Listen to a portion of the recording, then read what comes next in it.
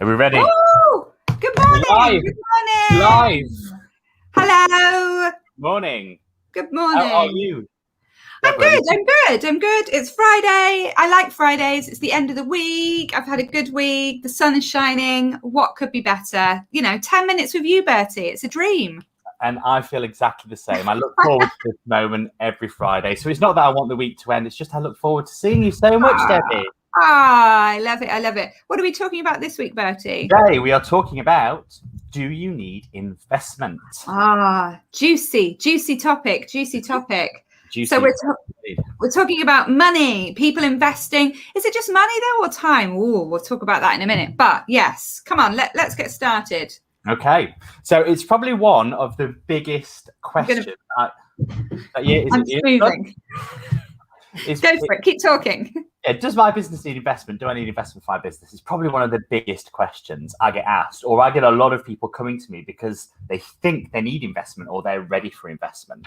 So I think in the context of today, I was talking specifically about hard cash, because that's cash. That's what people think about when they think about investment, right? But yes, you are correct. There are loads of ways in which someone or something could invest into a business.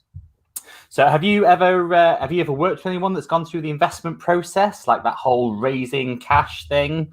I have never worked with people at the time who've done that, but I've had two clients who have had successful Dragon's Den's investments. Fantastic. One client who that business didn't work. Having that 200k investment didn't mean that it meant that the business was successful at the end, and even having the dragon behind them, the other one was successful. And I've had people who have had different businesses that they've sold over the past that have had investment in. But I just think that story of, you can have a 200k investment and a dragon behind your business, but that doesn't necessarily mean that the business is going to work out, that it's going to be successful. So I think that's the thing, is if I get the investment, everything's going to be fine. And they're not necessarily interlinked in that client's experience. And that is the general mindset as well that's out there. It's almost like money equals success. And, two things are that you need money to launch a business. Or also, if you get that money, then instantly you can become successful, right? Yeah, it's like, if I get all the money, all my dreams will come true. Everything will become easier. Everything will fall into place. And actually, a business isn't just having capital, is it? There's so much more around that. So, but I can see how we're kind of sold this dream, aren't we? If you get the money, if you get the investors, if you get the thing, then everything will be plain sailing. But as we know, as business owners, that's not how it works. So we would probably normally explain it, although we're on LinkedIn, so we've got to be a little bit careful. But that concept is bollocks. Say it how it is, Bertie. The money does not equal success. So having successful investment does not mean your business is going to succeed, and you don't necessarily need that investment either. So those two things are myths. And programs like Dragon's Den, I think, give a very high level false perception of what an investment process is like. That almost you've got these people that have big stacks of money, and you're almost thinking on there, well, why don't you just put that money in? You can afford to lose it. And it paints this picture, then you've got like your Alan Sugars and things like that, with those sort of programs. It paints this picture of what the investment process is like that. And in my experience, and a lot of the people that I know's experience, it's very, very different to that. I think it's the thing that, like, I can't remember the stats, but so many businesses do fail in the first 2 years. And actually, it's like your business might fail, but you'll learn something from it. You'll pick yourself up and you'll do something else. So I think that fear of failure and feeling like the money equals it's not going to fail, that's not necessarily the same thing. Actually, I lie. I did start a business, a social enterprise I don't know, like how long ago? 12 years ago, with $750,000 investment from Nottingham City Council. I forgot this business that we started up, a social enterprise, and that didn't work in the long run either. And what we learned from that is that you need a good business model. You need everything to be in place. You need to have good marketing. You need different people behind you. It's the social enterprise model, so that was tricky in itself. But just having that pot of cash at the beginning of that journey didn't necessitate that it would survive. It lasted for 7 years, but in the end, for lots of different reasons, it didn't work out.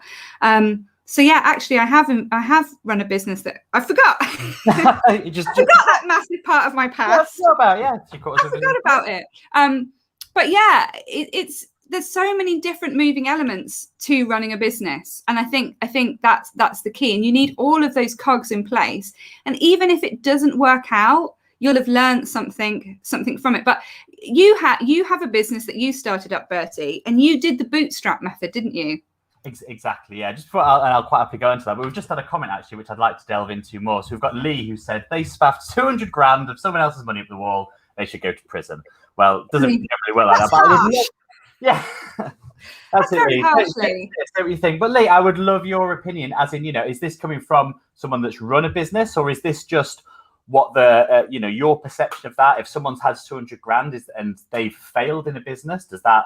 Does that mean that they're where is that coming from? Have you had an experience with this? I'd love to know a little bit more. So if you just whack that in the comments, because I would love to delve into it. But the thing with investment is, and just to delve into that one just a little bit more before we get Lee's answer, is it's a lot of businesses are going to fail. And the fact that you lose 200 grand, 500,000, 1 million, 20, whatever, like this is part of the investment game. And when someone's investing in your business, then it's high risk, and you can do lots and lots of things to mitigate that risk. But when you're investing in something, like you are not guaranteed a return. So, this is not necessarily just my business need investment. It's should I be investing in something else? And there's a lot of things that you have to take into account. I've made some really good investments in my time. I've also made some really, really shit ones and lost a lot of money through not understanding the process correctly. So there's lots more context that you need. So if this, if you've just had, say, some redundancy money and you've got the opportunity to invest in something, I would think about things very carefully. Don't get sold that dream of, I've got 50 grand and I'm going to get 1 million back by the end of 2 years. This is going to be the next Uber. There's lots and lots of things to consider. But you had a question about bootstrapping.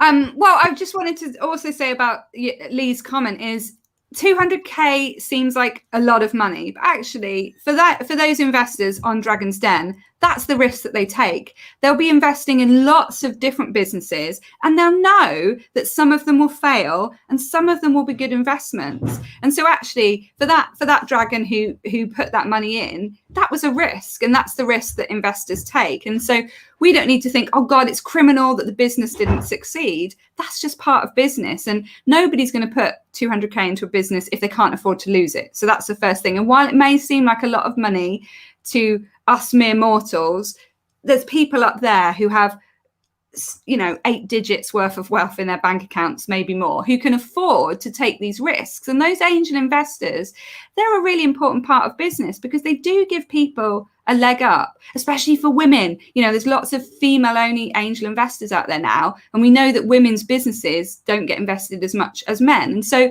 for some businesses, I think that investment is needed, but there is this bootstrapping method. So tell us about your bootstrapping method, Bertie. Bootstrap Bertie, we'll call you. Bootstrap Bertie. So essentially, so with Fill My Belly, that was entirely bootstrapped. Basically, what that term means is there was no external investment whatsoever. So every part of that funding was self-generated. So I spoke before about a lot of that money was moving in money around on interest-free credit cards. Not something I would recommend, but it worked, and it got us to that stage. But there was never a point where we accepted any investment. So when that business was sold, 100% of the shares were owned by the founders. So when you take investment, essentially you're selling a share of that business. And how much you sell and how much you sell it for is all very subjective to the business that you're in and at what stage you're at. But these are the things that we wanted to go over today, and we are getting very close to time now. But when you're taking investment, investors are people essentially, and that was one of the points that I wanted to make today. It's that you have this view of these mindless, faceless investors, and yes, they might have a little bit more cash in the bank, but they're still people at the end of the day, Yeah. and they will make strong, savvy decisions based on you as a founder. So Yeah. the more information that you can give them, as in the more proof that your concept works, you don't have to necessarily be generating revenue. Again, that's a little bit of a red herring. But if you can actually show that you know what it is doing, and you know how you're going to scale that, then essentially your bottleneck in your business becomes you haven't got enough cash. So if you're then saying, look, we've got customers waiting to buy, the pipeline's there, we physically haven't got the stock to sell, perfect reason for investment, right? That's just one example. A bad reason to invest, I've had this conversation with someone before, it's like, I just want a bit of an easier ride on my business. So, I'd like to buy a few more vans, have weekends off. It's like, why is someone going to invest in that? That's not a good reason to invest. And this was a real conversation that I've had to have. And there are many different ways for investment, but that second example isn't one of them. I'm putting my money in just to make your life easier. I want to see a return in that. Yeah. Oh, that's quite sweet though, isn't it? That like maybe you would find like a Mary Poppins who's going to swoop in and buy you some extra vans and make your life easier. And that's really important, that idea that investors are people, and people invest in people buy from people. So you kind of putting your best self forward and kind of winning them over really with your idea. It's like, Tesla, we all know what Tesla is. It doesn't make a profit, but it's got the stocks and shares of it are massive because people believe in the end result. Even though that's not making a profit now, they want to be part of that ride. They want to be part of the journey. They want to be part of something exciting. And I think that's the thing. If you want investors for your business, you've got to get them excited about your dream. Like they've got to see that end result, haven't they? And be there with you and want to be on that journey with you. Exactly. That's why I would invest in something, because I'm like, oh my God, this is amazing. I want to give it a go. I was going to talk about telly then anyway, but we love watching Larry David, Curb Your Enthusiasm. And he was going to invest on this thing that was like a periscope for cars. So you like wound up a periscope and then you could see in the future where why you were in gridlock. And clearly that was a rubbish idea and didn't work very well. But it's that idea, isn't it? Like, let's make something exciting. So I'm a fan of the bootstrap method. Like, I think go as far as you possibly can, testing stuff out, trying stuff out, doing stuff with duct tape, like testing out your idea. And I think if you get to the point where you're like, I'm not going to be able to take this further, I really need that investment, then think about why would somebody invest in you and how can you make that an exciting proposition? So yeah. Exactly. Yeah. So that's but money doesn't equal success. That's money the thing. Success. If you've got an idea, there's lots of things you can do. We spoke about that on many different 10 at 10. So if you want to know about it, go and rewatch or re-listen to the podcast when we get those uploaded, which will be imminently, depending when you're listening to this. So yeah. Yes. And clearly, even if you have 750k worth of investment in a business that you ran over 10 years ago, you can completely forget about it and wipe it out of your mind and move on and create another business. So that's learning for me today. Remember what you've done. Exactly. Thank you very much for listening, watching. We'll be back next week at 10 on Friday. See you then. Thank you very much, everyone. Bye-bye. Bye.